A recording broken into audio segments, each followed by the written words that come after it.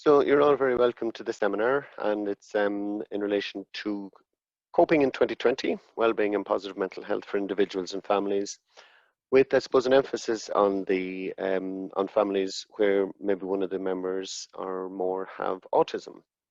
Michael Ryan is my name. And for those who haven't met me before, I originally am from Kilbeggan in Westmeath, grew up in a hardware store there, went into the hotel business for a number of years after college, and eventually found my way, I suppose, 15 or more years ago into the world of counselling. And through counselling in schools, then I found myself working with a lot of students with autism.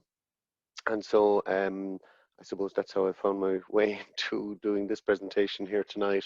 And it's just an area that I suppose I have been welcomed into the autism community, and I tend to pop up then at conferences and seminars, either as a participant or somebody who's presenting or somebody who's there to just try and learn more, because as everyone knows, you're never finished learning, and particularly in this world of autism, there's never an end to what you can learn.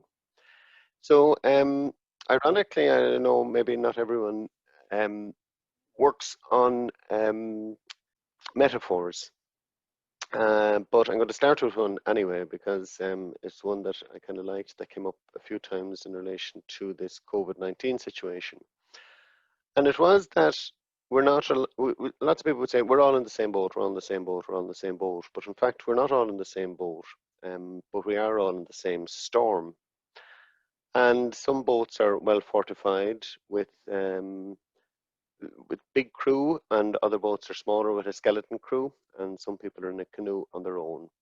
And so together we have to kind of create a flotilla to get us all to calmer water. So that's a metaphor, and I think it's a useful one for us to remember that not everyone is as well fortified as everybody else. I suppose in these strange and unusual times, the kind of unique nature of stress during these times is that life is already stressful enough. And before anything happened in 2020, we already had issues around, say, exams for those who are involved in that, and your daily routine. Everything got kind of thrown out by this COVID business. And we have additional things like the economy, exams, stress, daily routines, the unpredictable nature of this virus. And then there's additional worries of our families and maybe elderly people within our families. And then there's just a general sense of feeling unsafe. There's just a general sense that people are wearing masks, people are hand sanitizing, there are queues outside shops, we have to keep our distance. We're getting daily kind of statistics around illnesses and hospital admissions and ICU and people who are dying and those kind of things. So there's a kind of a general sense of unsafeness around. And these things all compound then to add a general sense of stress to life. On the left-hand side here, we are generally in a chaotic situation. We all look like we're on the left-hand side. And of course, where we want to get to is to be on the right-hand side. And we would rather everything was ordered as it normally is and in control. But unfortunately, we have to live through a situation now which is kind of scattered, and life looks a little bit more like the pile of beads on the left. I'm just going to put up a list of things here. I'm not going to go through them individually, but we can just maybe have a look and see all of the different types of things that we have been already through in this unusual, strange year. And we've managed to deal with all of these developing situations, unusual events, strange changes, restrictions. But all of those things you have dealt with and are dealing with. And we're back to school. Then one place goes into phase 3, some other place is still in phase 2, then there's 2.5 and 3 plus a few, and we adapt and we change. Not easy, but we do it. Some people are stressed and afraid and worried and frightened,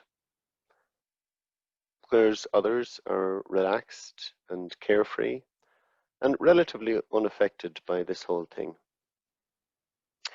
And that's just the nature. Sometimes people are just born warriors, and sometimes people are just born relaxed and can take everything in their stride. Most of us are in this grouping here, of course. And when we look at change, we have to consider kind of, I suppose, the different phases of change and how change is affected by this event, say. This is, I suppose, any major event would have this similar kind of trajectory. So you have the old way things were, which was probably like around November, December, maybe even towards the end of December, we were starting to get a little bit of notice about this situation. And at the start, then there was resistance. You know, it's like, that's not going to affect us. That seems to be over in China. Oh, it's a bit in Italy. It's still a good bit away. And then, of course, we did need to act, and they did act, and lots of places did act. The ones who didn't act, then they did end up in the mire, really. So the resistance doesn't work. You know, we have to accept that this thing is changing, whatever the situation is. Then there's the whole chaos. What do we do? Shut down everything, close down everything, don't go here, don't go there, all of that kind of stuff. And we fumble and mumble and stall and fall, and we don't know what to do. But then as some ideas start to emerge and we get into a kind of a transforming idea place, and we try and figure out how to deal with it, and we integrate those changes. And in time, then we eventually, we're not there yet, we're probably in the transforming idea and integration stage now. And eventually we'll arrive at the new status quo. And that's just how change goes.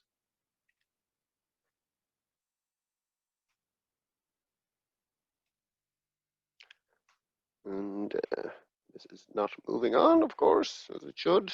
But let's see. I might just have to stop that again. Share it again. It just does this sometimes.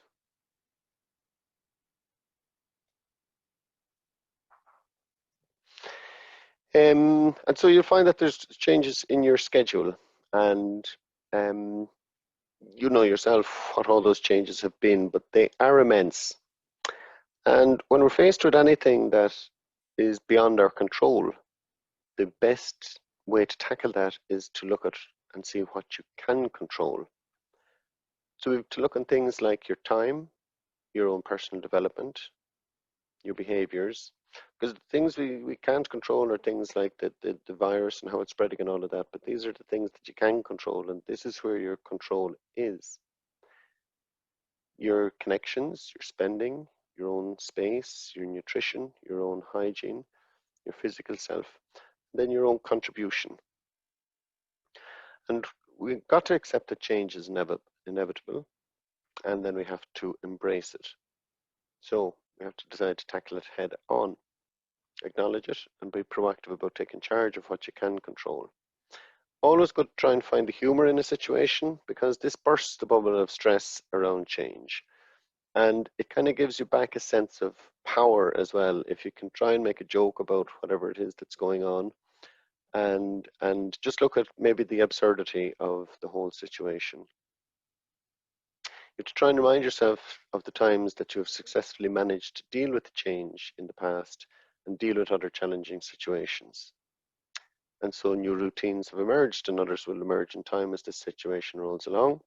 And then you have to congratulate yourself and others for being flexible and commitment to the adjustments. As Henry Ford said, if you always do what you've always done, you'll always get what you always got. And so actually, we have to change. And if things are not going well at the minute, but then we actually have to change how we deal with things. Otherwise, it'll remain the same for you in how you're operating your life. Another great quote is Winston Churchill: "Never let a good crisis go to waste." And so I'd encourage everyone to use this time to do something new, to learn something new. It looks like we're in this for the long haul. And I started masters last year, and as I was doing the masters, we had to switch to Zoom and do all that kind of thing. And at some point, somebody said, "Are you really glad you're doing the masters during this whole lockdown thing?" And at the time, I didn't think much about it, but now as I enter into second year of the masters, and I'm kind of going, well, I'll have all these assignments to do. Well, nobody's looking. I can't be going to 20th, 30th, 40th, 50th, 60th weddings, bar mitzvahs, communions, confirmations, or anything else because I just can't go. So I might as well, if I'm in lockdown, be working towards some kind of a qualification at the end of it. So never let a good crisis go to waste. So try and find some goal, something to aim for during this time, and try and ensure that you have something tangible to have achieved by the end of this whole thing, whether it's learn an instrument or take up a skill or a craft. I just wanted to look at this slide if I could, because we're all in a tricky enough kind of a situation in terms of all being thrown together in a house without much access to escape. So maturity shows that people can disagree healthily. Not everything is going to go smoothly in the house when a number of people are thrown together to kind of cocoon or just hold up for a while in the one place. Arguments can drip feed toxic levels of stress chemicals into your bloodstream, and this can affect your whole life, not just the bit that you're arguing about. So ongoing arguments are quite detrimental to our nervous system. Other people have different life experiences and personalities that has brought them to their views, which are obviously different to yours if you're arguing, and your views are different as your life experience and personality are different to them. So usually when I'm in an argument, I kind of go, both people are right in their own right, and that's okay. Sometimes you just have to agree to differ. So if you can then decide to be the person who's going to broker the peace, listen to others, accept that your views differ, and agree to differ, and that opposing views can exist together. And where possible, try to respect the difference, as difference is what makes the world interesting, as we all know. And then to kind of use the I statements as opposed to the you statements. So I am trying to see, will this work? I will agree to do this, as opposed to the you, which can come across kind of as accusatory. Another tip in relation to trying to manage stress and anxiety during this time is to limit your exposure to news. You've heard this many, many times, probably in any of the stress relief type of interviews on radio or TV.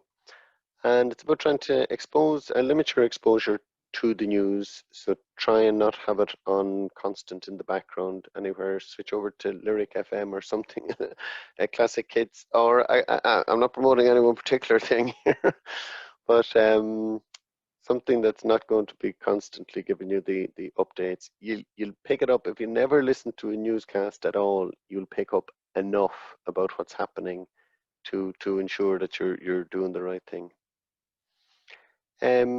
It's good also, the WhatsApp groups can be helpful, but it can be horrendously invasive also. So maybe try and limit your access to the notifications. And you may have to unfriend some people, or on Facebook you may have to turn off notifications or unfriend or unfollow some more, what we'll say, excitable friends. And what I mean by them is people who may be in the best interest trying to keep you informed of all of the latest negative things associated with this virus. But they're just a little bit excitable and they want to be the first with the bad news. So maybe just try and limit your access to their news. I'm just going to do a quick little meditative thing with you if I could. So I'm just going to ask you to close your eyes just for a minute. And I suppose this is just designed to give somebody a chance to experience a small little bit of meditation if it's something that's brand new to them and they've never tried it before. So what I would like you to do is just to close your eyes and just to sit solid in your chair, um, just to feel where your legs are supported in your chair, just to feel where your feet are touching maybe the ground, just to feel where your hands are resting on your lap, on a table, on your chair. I just want you to take a few deep breaths, any old breaths, it doesn't matter whether it's in through your nose or out through your mouth or just through your mouth. Just focus on that breath just for a minute.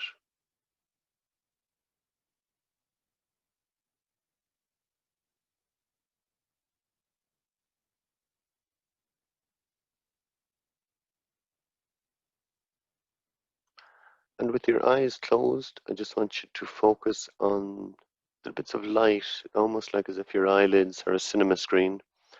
And on that, there will be the shapes of whatever you were last looking at before you closed your eyes. Be almost like the negative of a photograph. And just to watch as those shapes dance around and move.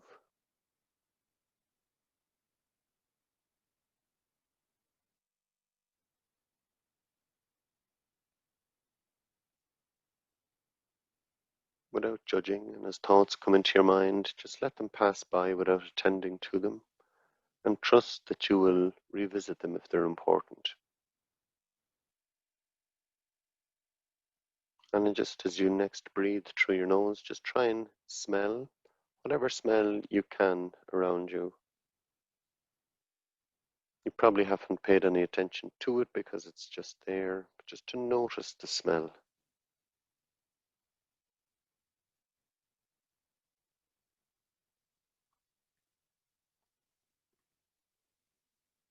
And now I'd like you to just run your tongue around the inside of your mouth, or if you have something beside you to taste, something to eat or something to drink, just to take it and sip it or bite it and just notice the taste.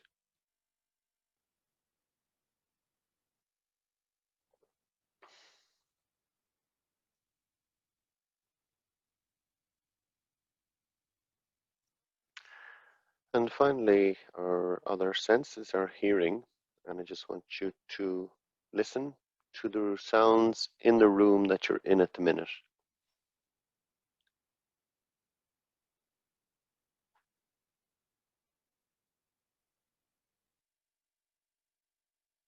Just to notice those sounds. And I'd like you to notice any other sound that's in your house.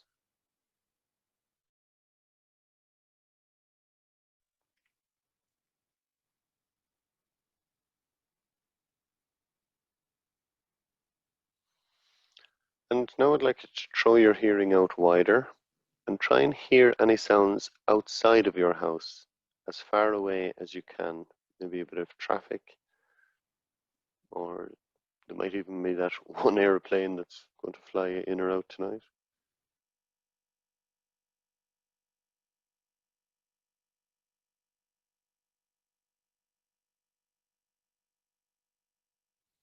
And then when you're ready, come back into the room. And that was just a um, quick taster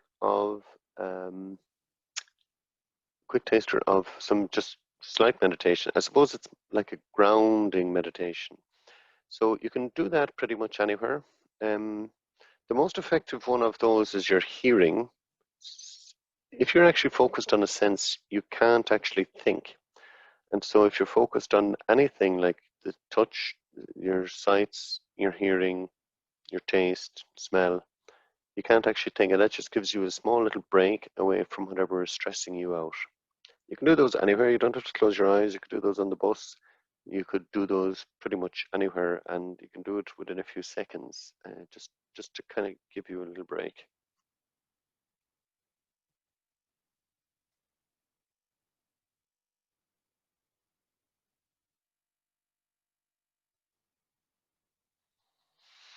This is another coping technique that's really good for panic attacks, actually. And it's a 5, 4, 3, 2, 1. The one is usually the taste, because that's usually you can only really taste one thing. So we would say if somebody is panicking, you would just say, just think of 5 things around you. So lamp, or couch, or curtain, or chair, or carpet, or whatever. And then just try and get the person, or for yourself, just 4 things you can touch. So it's literally, it could be yourself, it could be anything that's around you. Then try and hear 3 things, like I say, the room, the house, and outside. And you might be able to get 2 things you can smell, or at least you'll be able to pick up 2 things maybe, and you could smell 2 different things. And then taste 1 thing. And what that does is it helps you to reconnect with the physical world, and it can really help when somebody's in a panic attack. Michel de Montaigne then had this saying, "My life has been full of terrible misfortunes, most of which never happened." And he has a very good point in that we tend to spend an awful lot of our lives worrying about things that are never going to happen. And so I can maybe just give an example. I could be sitting here going, gosh, I wonder, does my car have a puncture? Does my car have a puncture? Does my car have a puncture? And I'm worried, worried, worried, worried, worried. And the thing is, one day I'll probably go out and it will have a puncture, and I kind of go, there, I knew it. I knew I was right to worry, but I'll be worrying for the other maybe 999 days that it doesn't. And the reality of it is, actually, whether I worry about it or not doesn't stop the fact that I'm going to have the puncture anyway. I'm still going to have to deal with it. And so by worrying about it doesn't change the fact of whether I'll have a puncture or not. It doesn't help in any way to fix the thing. So it's pretty useless, you know. And so I've tried as best as I can to give up on worry altogether. So we say my life has been full of terrible misfortunes, most of which never happened. So when you're worried about something, really try and figure, actually, is this helping? How is this serving me? Is it actually going to affect whether I get, and it could be something really serious. You could be worried about getting some terrible illness or something, you know. But the reality is you'll either get it or you won't. And you might as well enjoy your time until that happens, if it's going to happen, as opposed to having a miserable time now and then having the illness, you know. So try and not worry about stuff that's only about 80%, or sorry, only about 8% of what we worry about is worth worrying about. And remember, so far you've survived 100% of your worst days, and this too shall pass. So all of the bad days you've ever had in your life up until now, you've gotten through them. You managed them. You get through this. And as I was saying, worrying will never change the outcome. One of the ways to deal with worries is a way to train your brain. And what I mean by that is if you pick a time every day that you're going to sit down and write about your worries. And let's say 7 o'clock each evening, you're going to do this. You're going to make out a list of your worries so that you do get to externalize them, because getting them out is really, really helpful. But if you train yourself to say, I'm going to write down those worries at 7 o'clock, and as a worry will come into your mind during the day, you just say, I'm not going to worry about that now. When I sit down at 7, if that worry is still there, then it's obviously playing on my mind. If it's not there, it's not worth worrying about in the first place. And what it does is then it trains you to say, actually, this worry is going to get dealt with. And if you have a child who worries quite a lot, you can also deal with them in this way too. And just say, we're going to deal with your worries at, say, you could say like Talk Tuesday or Talk Thursday or Worry Wednesday or something like that. And what you do is you get them to contain their worries in this system at 7 o'clock, but don't deal with them until that time at 7. So if they come to you during the day and say, "Oh, say we'll deal with that at 7 o'clock," because look, you've all come along here tonight, and everyone has worries, but you've been able to park them over there, and you'll deal with that thing later on, because you've got to be able to park stuff until a certain time and deal with it later. So trust yourself that if it's worth worrying about, it'll still be there at 7 o'clock when you go to categorize them. And then, excuse me,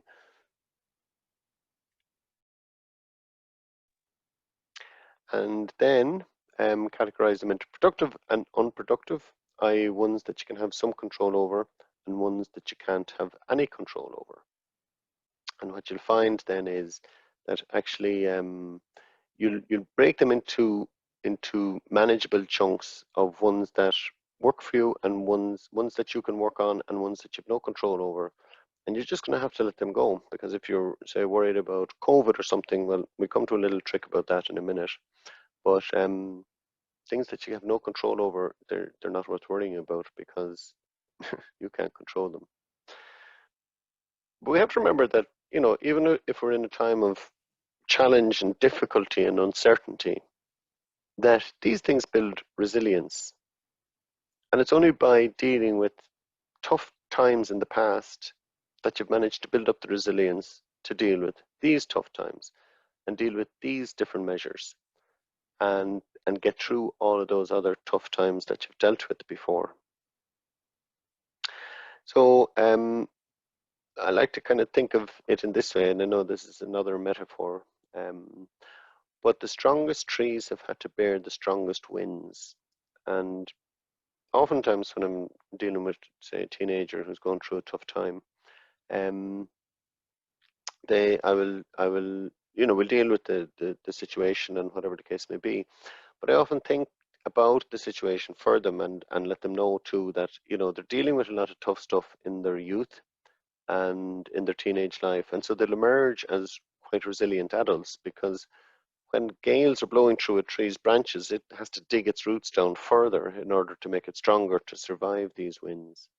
And so that's what we do as people too. We emerge from difficult times stronger.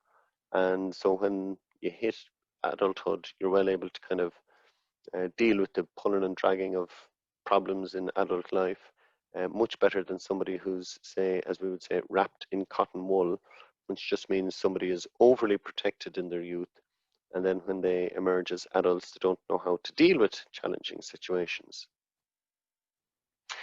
So when we have a challenge then, say if it's in school and we're worried about school and school is a difficult place, and you'd say, well, what's wrong with the school? And the student might say, it's everything.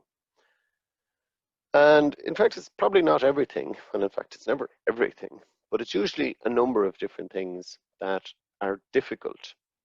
So you would say, well, is it the lockers? And okay, well, if we just take COVID out, where the lockers aren't accessible, but if we just say it was lockers in ordinary situations, you would deal with that situation. Maybe get the SNA to find a locker that's not in the big battery of lockers. And many schools will have small little areas where they'll put a number of just select lockers for people to use that just can't deal with the pushing and pulling of the normal locker space.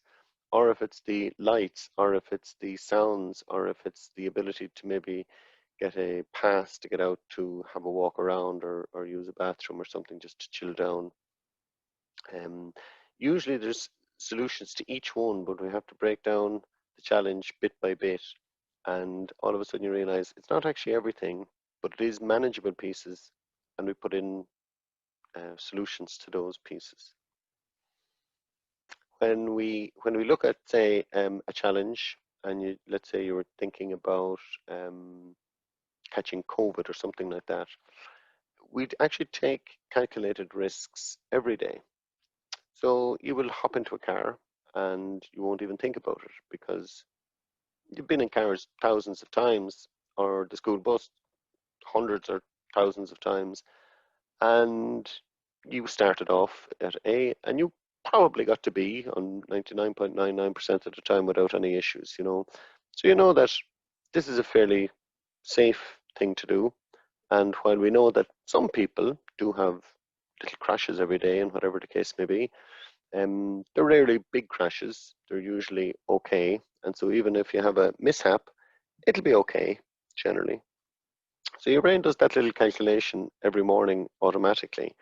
And so we need to bring that kind of evidence-based stuff to other challenges that we have when you're worried about something.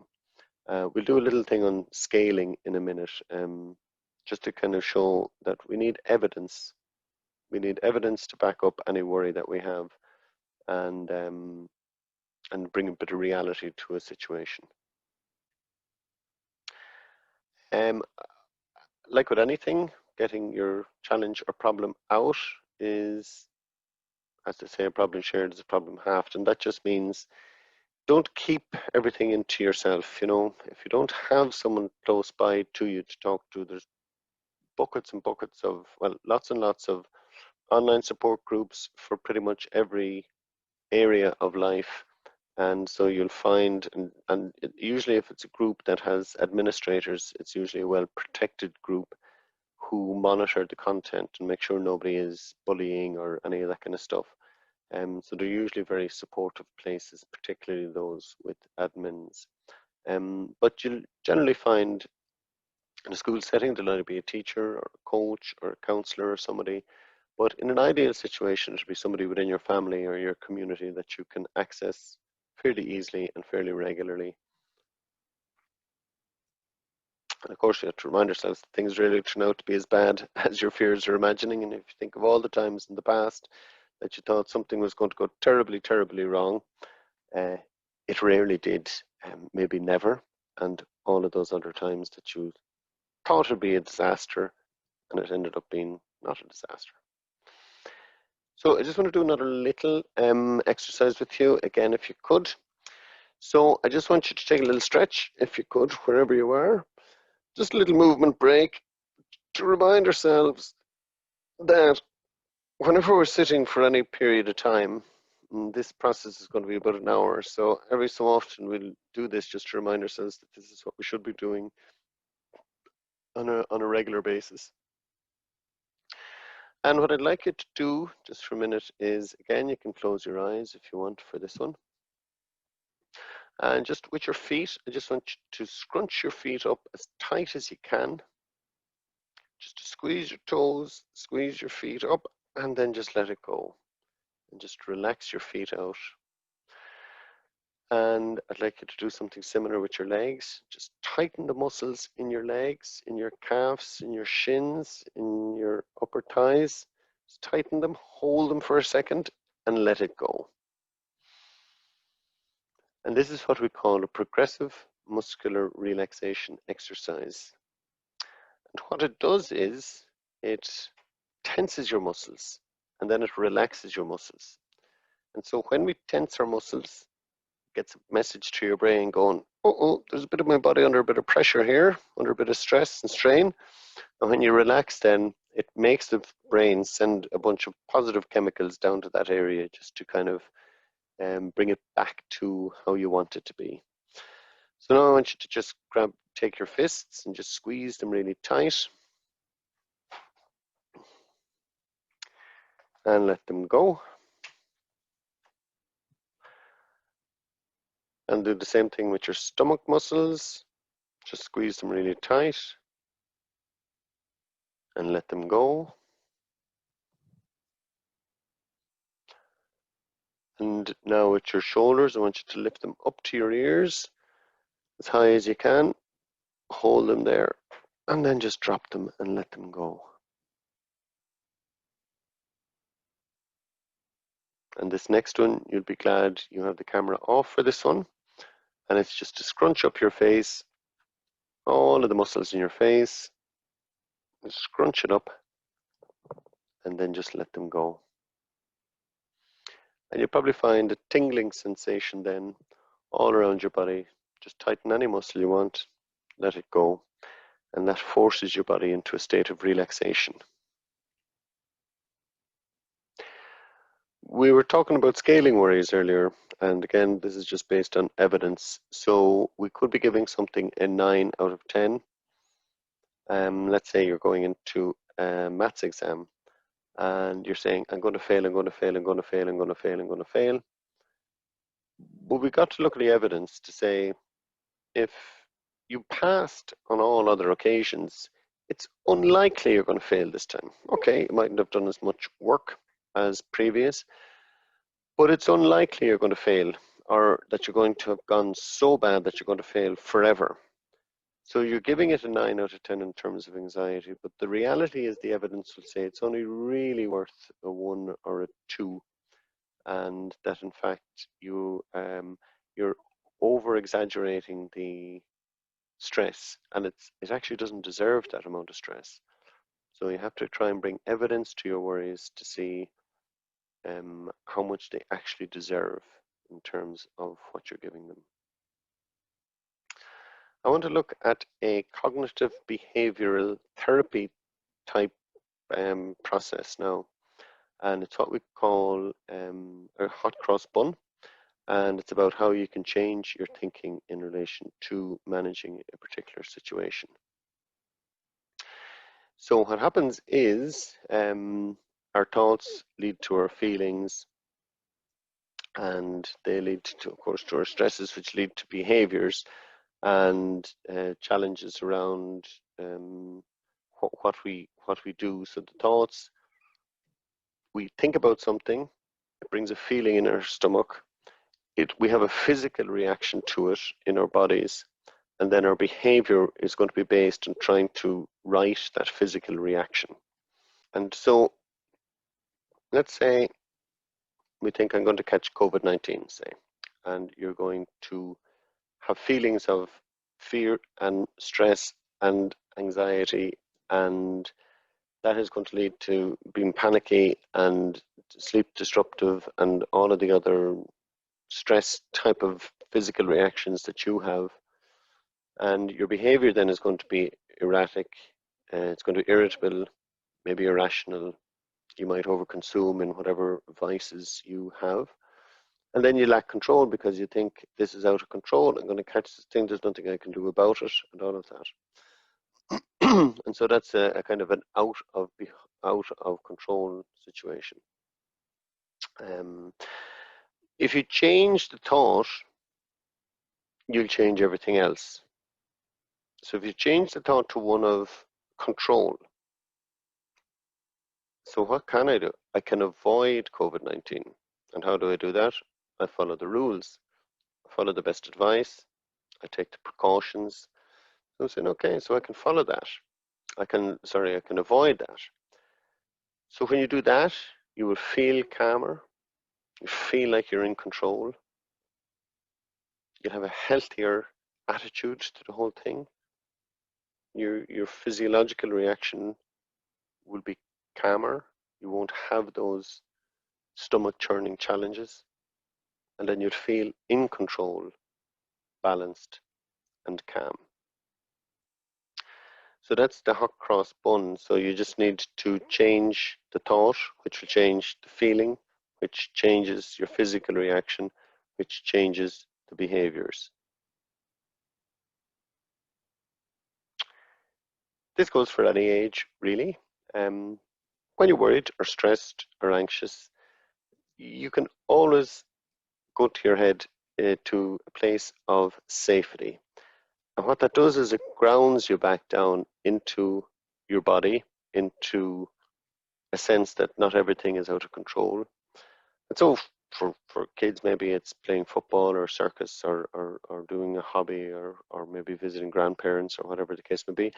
Some people are mad into maths, and they might like to work out equations in their heads. I remember reading a book by a guy, I can't think of his name now, but it was called Born on a Blue Day by Daniel Tammet. And he used to do mathematical equations in his head. He used to see the world in colors and shapes and maths and stuff like that. Other people might think about a hobby or something they like to do. This is another little tip. Schedule in times to accept news and times to avoid news. And that was a little bit like what I was saying earlier, just not to have the news on drip feed all the time. Whenever you're stressed, resetting your system is a really good thing to do.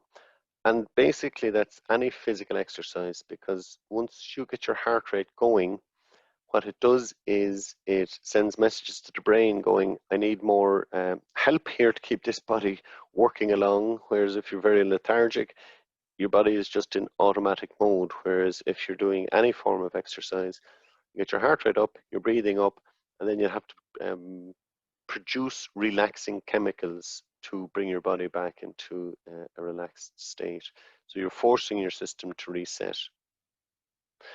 Okay, I want you to just do another little movement break there, if you could. Just wriggle your toes, rock your feet up and down, do a twist, whatever it is that you want to do.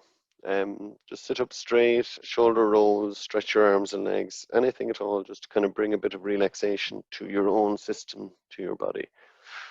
Rolling your eyes around the room just takes your eyes off the one space which you're looking at the screen all the time.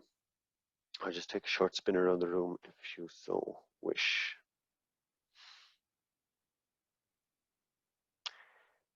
Always good to have a, you can call it mental health self-care box. Some people call it a happiness box. Some people call it a calming box. It's just some little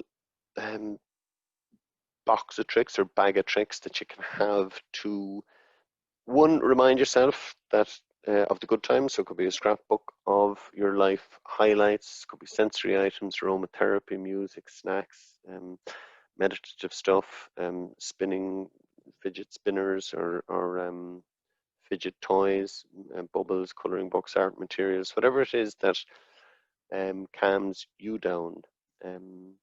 So it's just useful to have that. I know most people with autism that I would know, would have a little bag that they would carry with them, usually wherever they go, certainly with earphones or ear defenders in it, access to music, probably access to a game on, the Switch or on one of the smaller devices.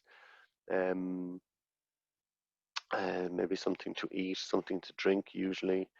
Um, you can't fit everything. You can't be taking your scrapbook around everywhere with you or whatever the case may be. But in general, in the school bag, there'll be a few little things.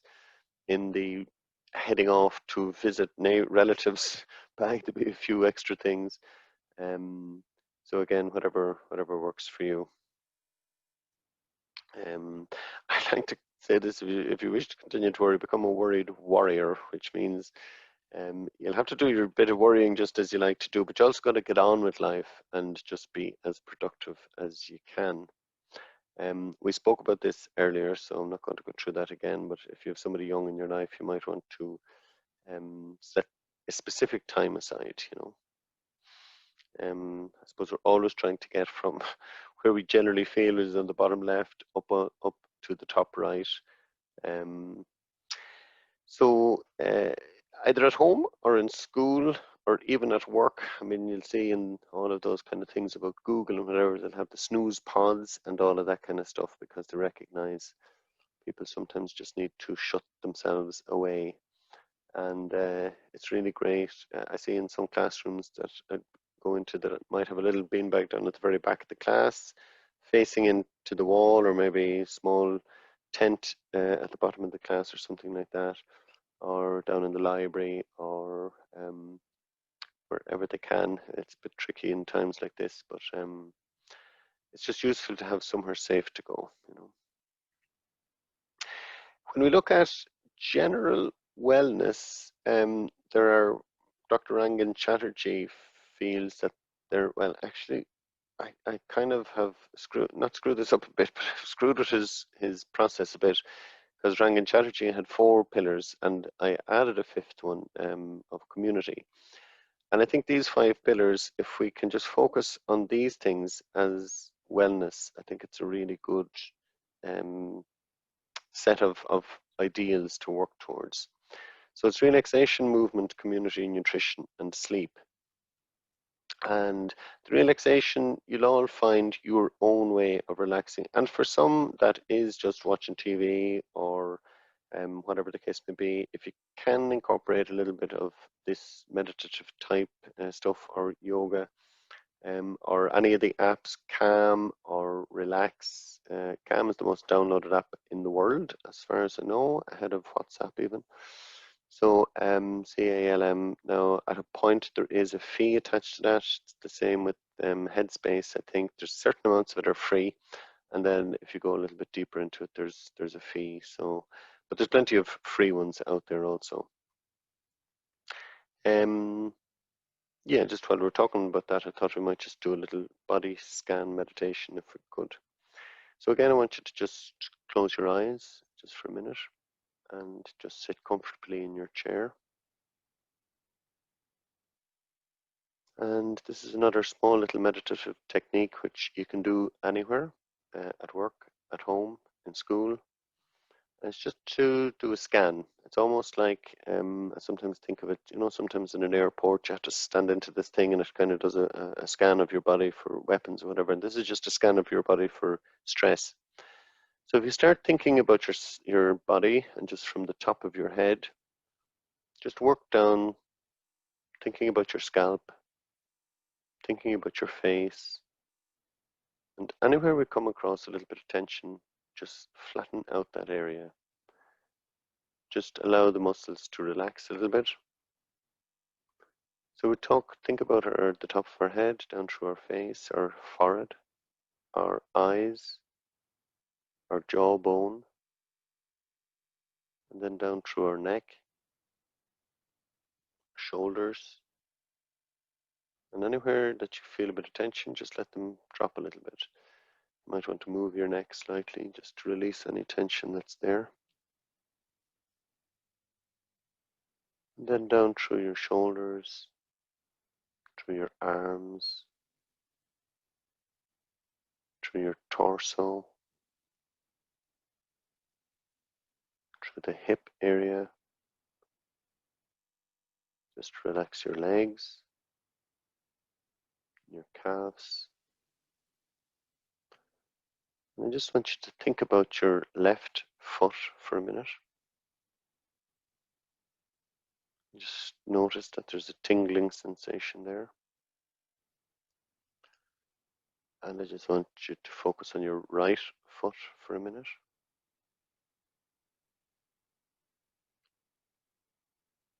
And just notice the tingling there.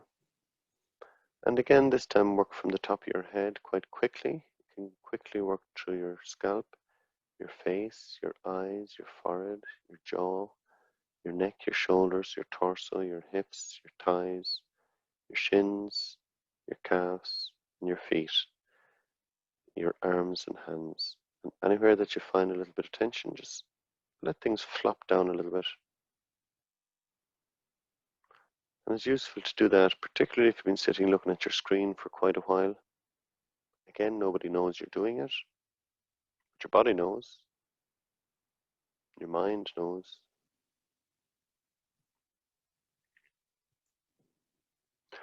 Okay, and we'll come back into the room. It's just a reminder, this is the one about movement.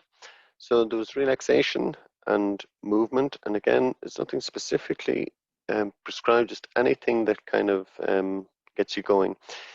Pilates is probably one of the better ones in terms of it does both aerobics and the relaxation. Not as much relaxation as there is in yoga, but the Pilates will stretch and I suppose get all your muscle groups going, as well as a bit of cardio. So if you want to do the one thing, maybe look up a bit of Pilates or yoga with Adrienne on YouTube. It's all free. You can do like a 30-day challenge there. There's oodles of stuff free. I tend to work better if I am booked in for a class, but given that the classes now are all suspended again in Dublin, we're back online. But if I have something scheduled in, it tends to work better for me. Staying connected, again, I know we have to kind of social distance a little bit, but we can go for walks in our neighbourhoods, as long as you're not moving from county to county. I don't know how long you can walk. I certainly won't be walking out of the county.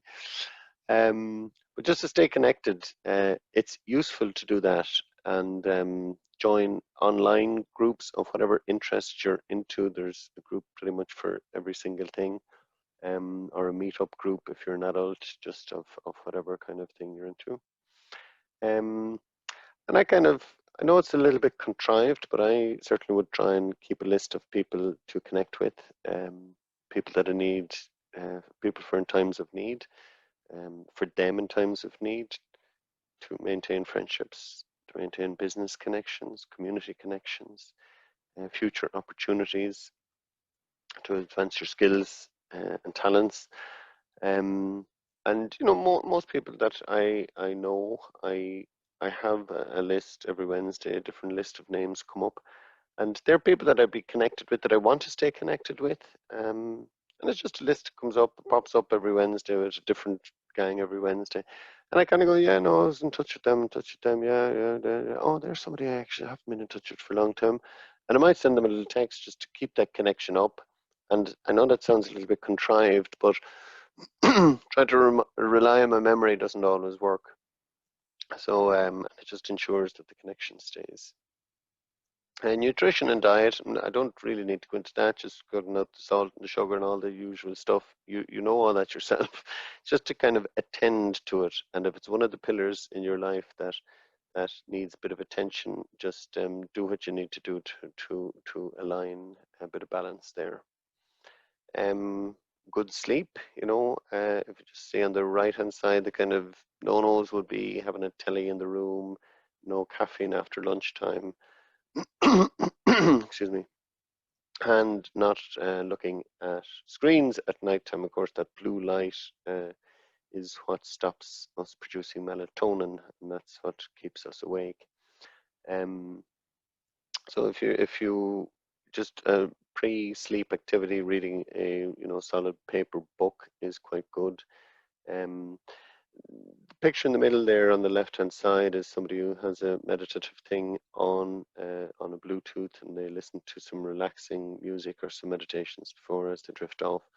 And it's always helpful as you're drifting off to sleep to try and think of 5 things that you're grateful for, and maybe try and think of 5 things you're grateful for today, and then one thing that maybe you would have done better if you could have had a second chance at it. Not to criticize yourself, just to consider of something that maybe you could or should have done a bit differently to bring about a better outcome. Journaling is great because it gets stuff out. Basically, anything that gets your challenges out of you, whatever it is, like I'll meet people for counseling, and very often it's just an opportunity for them to decompress. Generally, counselors don't say an awful lot, and it's in that connection with each other that you get it out. But you don't need to go to a counselor, unless you need to go to a counselor.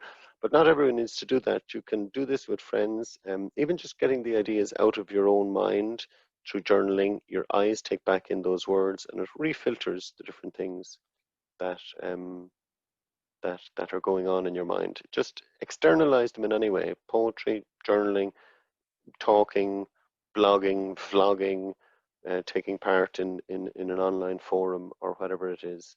And if you have a friend, of course, you can do that for and to each other or for family members.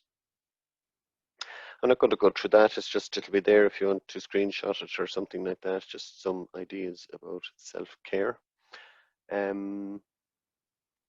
This guy, Rick Hansen, he wants to remind us, that negative experiences stick to the body like Velcro, and positive experiences wash through the body like water through a sieve. Now, again, I know they're metaphors, but in times like this, when times are difficult, when the good times come, as there will be, just try and really say that was a really pleasant experience, that was really positive, that was a really nice thing that I've just watched or done or said or heard or experienced. And just try not to let it run through you, because our negative brains try and hold on to the negative stuff because it's about protecting us and survival and all of that. Whereas the positive experience were just that, but they're not going to help us survive necessarily. So try not to let the negative experiences in so much, and try and focus on the positives in as much as you can. So when we look at people who are mentally healthy, they have a sense of contentment, a zest for living, and the ability to laugh and have fun, and the ability to deal with stress and bounce back from adversity, a sense of meaning and purpose in their activities and their relationships, and the flexibility to learn new things and adapt to change, a lovely balance between work and play and rest and activity, and the ability to build and maintain fulfilling relationships, good self-confidence, and high self-esteem. And when we look at self-care, as the saying goes, you cannot pour from an empty cup. So your self-care is really important, and coming along to something like this, or if you're watching this later on the video on YouTube or the library website or wherever, it's good to take this time just to try and see, what can I do for myself? How can I improve my situation? How can I bring some balance into my life? So again, these are just, and like it can be just as simple as watching Netflix, but that connected, and again, the journaling and reading and connecting with a friend, and um, you'll always find something on Netflix to lift the mood. For younger people, of course, it's important that they try and talk things through with their parent or guardian or a trusted adult in their life, and if necessary, to contact the doctor. That's just, I suppose, I have to put the health warning on that. Um, One good adult is a concept that has been very well researched for teenagers, to try and ensure that they have one good adult, which can be somebody in their own lives. In terms of their own family, it can be a parent, but as teenagers kind of go, they tend to try and migrate out of the family of origin and into their hobbies, interests, or peer group, or whatever the case may be. And so that one good adult could be somebody just slightly outside of their parent role.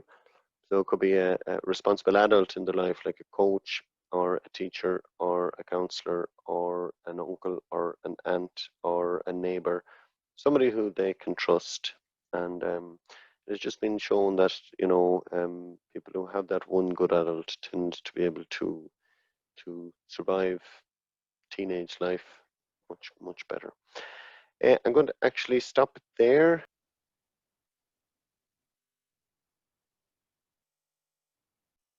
So thank you for joining me this evening on this webinar, which was Autism, How Individuals and Families Cope in 2020, and was brought to you by South Dublin County Council Libraries in conjunction with Healthy Ireland at your libraries.